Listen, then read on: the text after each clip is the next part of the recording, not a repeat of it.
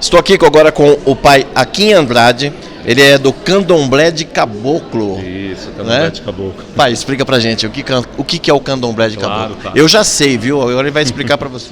Claro, o nosso Candomblé de Caboclo, na verdade ele surgiu antes mesmo da tal descoberta do Brasil, quando os negros angolanos, né, vindo da parte de Banto, pisaram aqui no Brasil. Esses negros não tinham, até o processo de escravidão não tinha ainda aqui.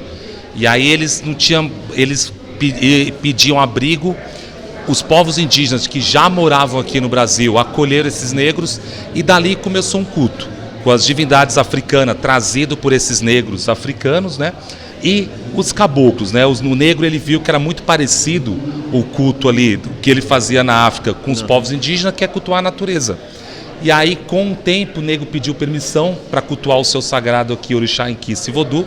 E aí, depois que ele cultuava, que ele fazia a festa ali para os orixás, ele cantava para os caboclos em gratidão mesmo, porque foi eles que acolheram esses negros aqui. Dali começa a nascer um culto sem nome ainda, isso lá no começo dos anos 1400, 100 anos passou, 200 anos passou, 300 anos passaram, depois começaram a vir os negros da parte de Yorubá, que aí surgiu o Queto, Jeje, a Angola forte aqui no Brasil, principalmente no Nordeste, e esses terreiros que já existiam nas matas não tinha nome. E aí um dia uma historiadora chamada Ruth Landes, americana, nos anos 1920, 1930, 300 anos depois dessa história, hein? Ela foi visitar os terreiros na Bahia, e ela visitou um terreiro de Mamãe de Santo, e ela perguntou qual que é o nome do seu terreiro. Ela disse, não, meu terreiro não tem nome. E ela explicou essa história que eu estou falando aqui. Ela falou, mas por que não tem nome? Ela falou, não, porque o meu vem lá dos anos 1400, e esses candomblés que existem aqui a partir dos anos 1800, a gente não pode pegar o mesmo nome, porque ficou essa coisa, tem caboclo, não tem caboclo no candomblé. Uhum. E aí ela falou assim, a Ruth Landes, historiadora, falou, mas se você não tiver nome, você nunca vai ser conhecida. Por que você não coloca Candomblé de Caboclo para diferenciar dos outros candomblés, então? Ela falou, tudo bem, e a partir dali batizou esse nome, Candomblé de Caboclo, que é o que eu faço. Eu participei de uma casa durante 25 anos de Candomblé de Caboclo aqui em São Paulo.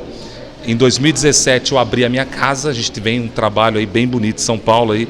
A gente já formou sacerdotes, também sou dono de um instituto, um Instituto Cultural Afro-Caboclo em Cafro. E a gente tem vários projetos, inclusive quarta-feira a gente tem um trabalho que é iniciando um projeto novo aí chamado Herdeiros da Mãe África.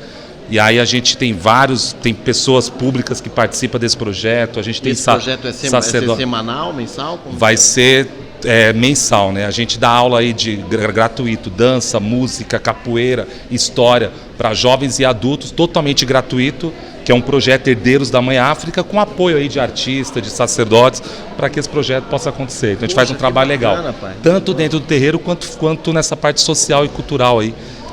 E como é que funciona a parte, qual a semelhança com o candomblé, nos rituais, né, nos preceitos? Os preceitos são bem parecidos com o candomblé Queto Jeje de Angola. A diferença é que a gente tem esse espaço para os caboclos brasileiros. Então todas as entidades brasileiras nós chamamos de caboclo. Todas. Então, o marinheiro é caboclo marujo, né?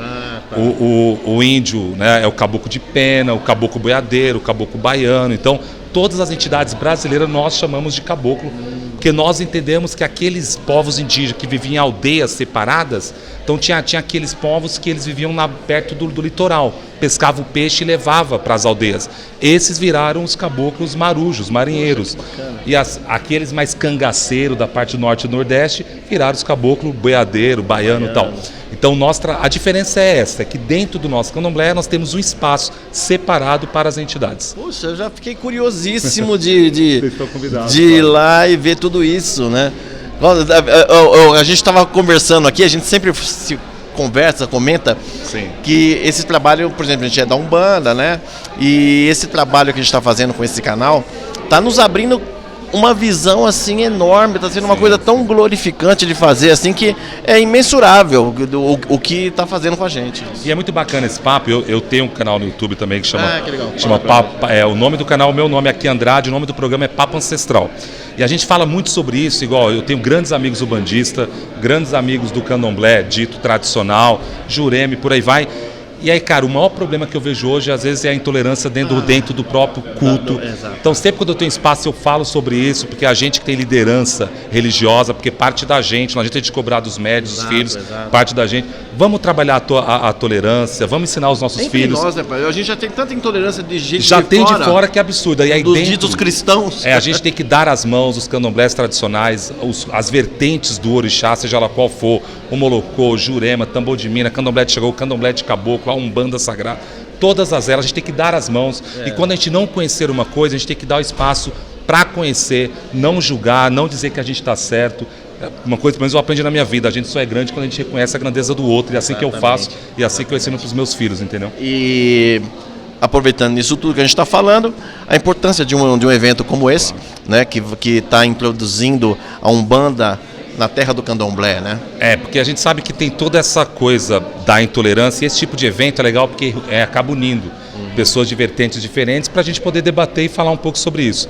Todo mundo pode crescer naquilo que aprendeu, naquilo que está na alma, e a gente pode dar as mãos, porque no final a gente defende a mesma coisa, que é o poder da natureza, e isso é fundamental. Pai, fala aqui pra gente o seu Instagram, o seu endereço lá no YouTube pra gente ir lá. O meu terreiro é Ileacel Molocum, então se puxar lá no Instagram vai estar lá.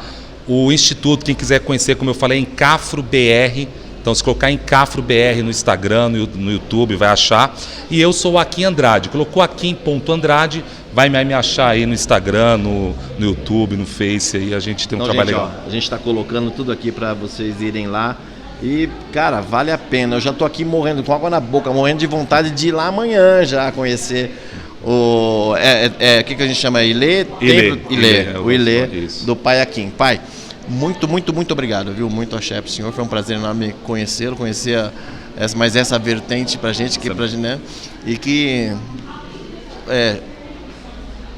Oxalá nos abençoe, abra caminho e Exu aí esteja na frente. Com certeza, e parabéns pelo trabalho de vocês. Nós precisamos de mais espaço assim, porque o conhecimento ele quebra qualquer barreira, lacuna, e é isso que a gente precisa passar para as pessoas. Nós vamos seguir o seu canal.